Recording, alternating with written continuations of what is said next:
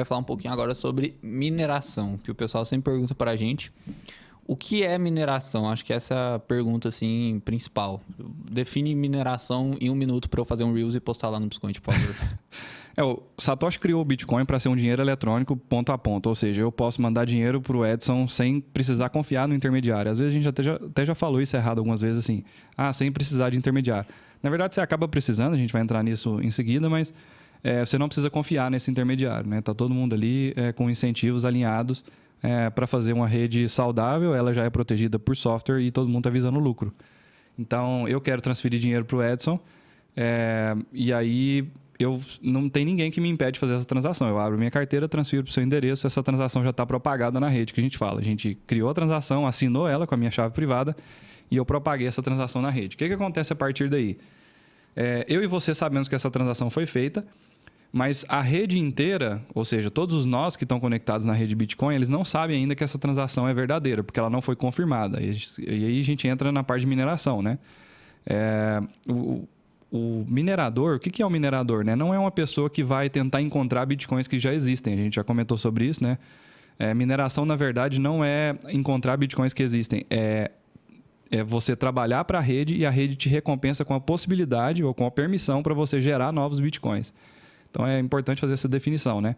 Então, o minerador é um cara que pega essas transações que foram propagadas na rede, inclui ela num bloco válido, a gente vai entrar em bloco depois, e ele, quando ele faz isso, ele cria um bloco e fica fazendo tentativa e erro até ele resolver um problema matemático. A gente pode entrar depois nisso também em criptografia.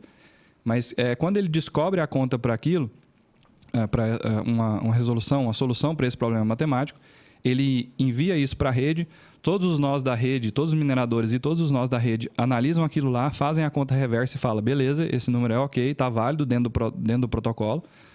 E a partir daquele momento, aquele cara ganha o direito de emitir novos bitcoins. E aí, essa recompensa, essa criação de novos bitcoins, hoje está em 6,25, né? Isso. E aí, a cada 4 anos, por isso que você estava falando de 2024, né? Por isso que eu falei que a gente ia falar depois. A cada 4 anos, essa recompensa muda automaticamente. O próprio software do Bitcoin já foi criado assim. Então, lá atrás, em 2009, era 50 bitcoins. Depois de 4 anos, foi para 25 bitcoins. Depois para 12,5. E agora 6,25. E daqui, em 2024, vai cortar pela metade. Achei que você ia continuar a conta, eu queria ver até onde você ia, mas... Peraí, 6,25 vai para 3,75? Não, 3,125, eu acho. 3,125, exatamente. Eu cheguei nessa uma vez, mas depois ela não deu. Aí é foda. Não rola. Não, mas dá pra fazer, porque 12,5 dá 6,25. Então é 1,5 mais 0,625. Nossa. Não rola. Só continua. Calculadora. Enfim. Então, a cada 4 anos tem essa queda pela metade da recompensa, que chama halving, né? Que é tipo cortar no half, que é a metade. Então. É daí que. Não. Eu nunca tinha entendido por que era esse 3 nome. anos. Porque assim, ó. É porque é half, né? Half, só que em inglês o F vira V quando você coloca alguma coisa depois. Quando vira. Peraí. Não, quando vira qualquer coisa. Half é porque, tipo assim, um substantivo, scarf, né? por exemplo, que é cachecol. Half é substantivo? Quando você coloca ele no plural, vira scarves, com V, entendeu? Então sempre tem alguma coisa depois do F, vai virar um V. Mas nesse sentido. São palavras que terminam com F?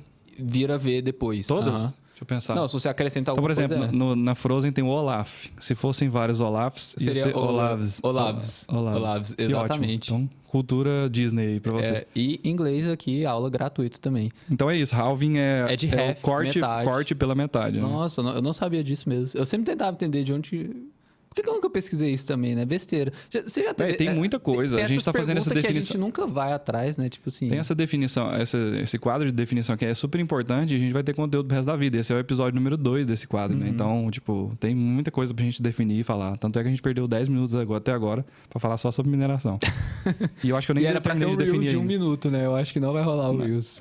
São vários. Mas, em resumo, é o seguinte. Mineração é a ação que o minerador faz... que consiste em ele pegar uma transação, incluir ela num broco... broco é ótimo, né? E morreu o menino. Nossa, velho. Entrou no buraco errado aí. Ou quase saiu pelo nariz, sabe? Eu falei broco? Por que eu falei Não, broco? primeiro você falou dicionário, que você falou mineração. É a ação do que o minerador faz. É. E é verdade. Aquela definição de dicionário. Mas eu completei, eu falei, Aí que você- consiste em... Aí você vai lá lá no minerador. Aquele que faz a mineração. Loop infinito e não define nada. Nossa, velho, eu engasguei muito. Morreu. Aí, ó, velho, você tá lutando contra... Você tá lutando... A mineração? Aí, ó. Ó, viu? Aí, é a voz de Deus falando. É, tipo... Israel, Eu vou credo. Não vou mentir que eu dei A uma voz do assustada, Cid né? Moreira no ouvido. Sabe? É. Responde aí que eu Então, vou o Thiago terminar de perguntou morrer aqui se mineração é feita automaticamente. O que acontece?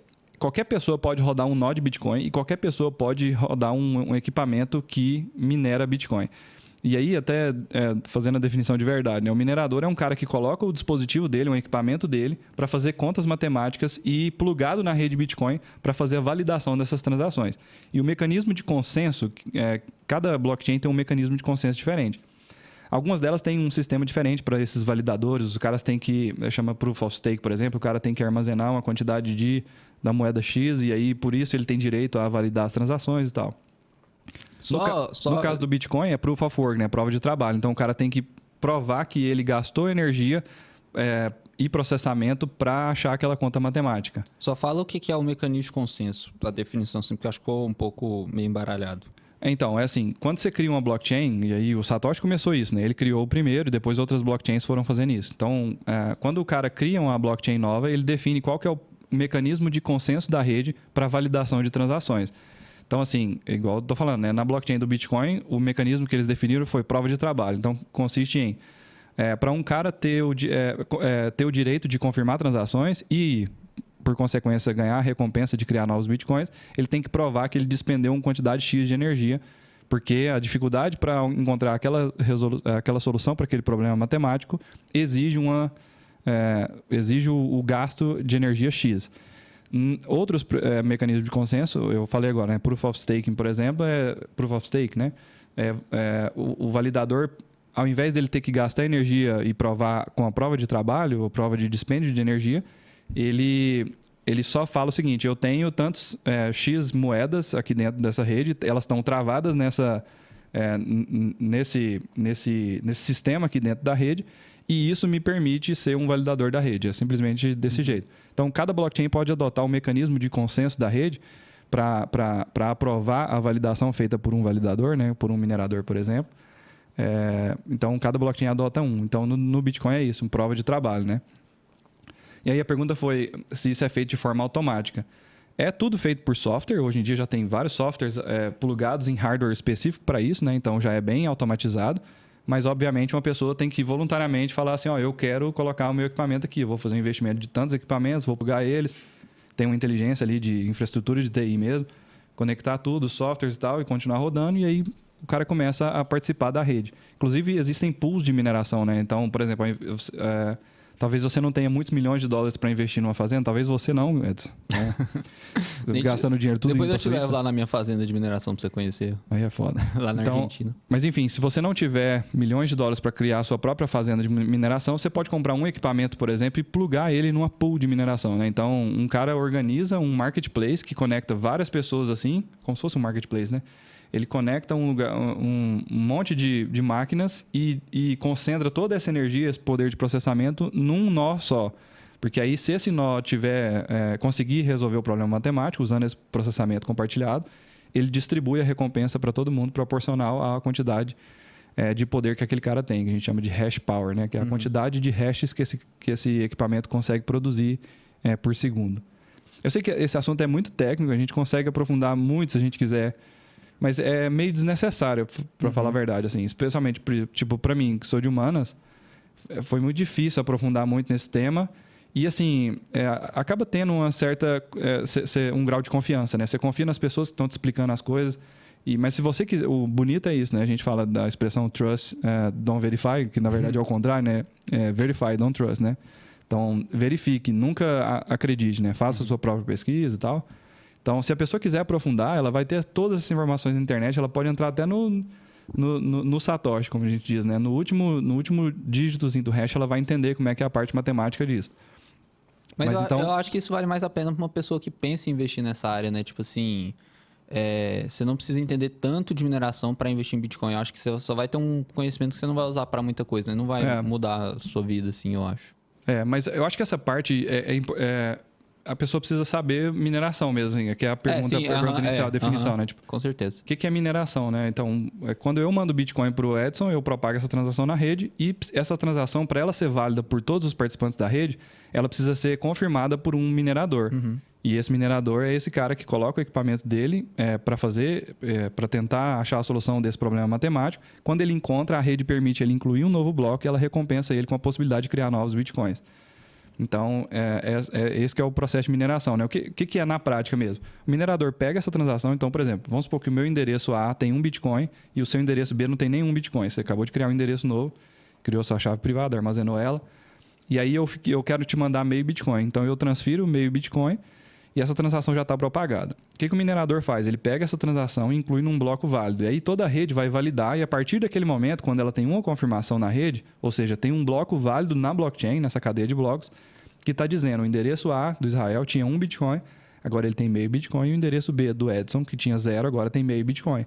E aí, a partir daí, todo mundo sabe, na rede inteira, todo mundo pega aquele bloco, aceita como válido e expande, começa a trabalhar a partir dali, né, para um novo bloco, para continuar essa cadeia de blocos. Mas o importante é que essa transação só é válida mesmo depois que a rede confirmou ela, né? Apesar de que num determinado nível, num determinado grau assim, você, por exemplo, eu sou um cara confiável para você, isso é para mim. Quando eu criei essa transação para você, você já pode dar ela como válida, de certa forma. Mas uma confirmação hoje em dia já é suficiente para você saber assim, nossa, a transação está escrita num bloco de Bitcoin, é praticamente, virtualmente impossível você reverter ela. Então, uma confirmação é isso. O minerador pega a sua transação, inclui num bloco válido, recebe a recompensa e aquele bloco contém a sua transação. Então, a partir daquele momento, toda a rede sabe que você transferiu, que eu transferi aqueles bitcoins e você recebeu eles.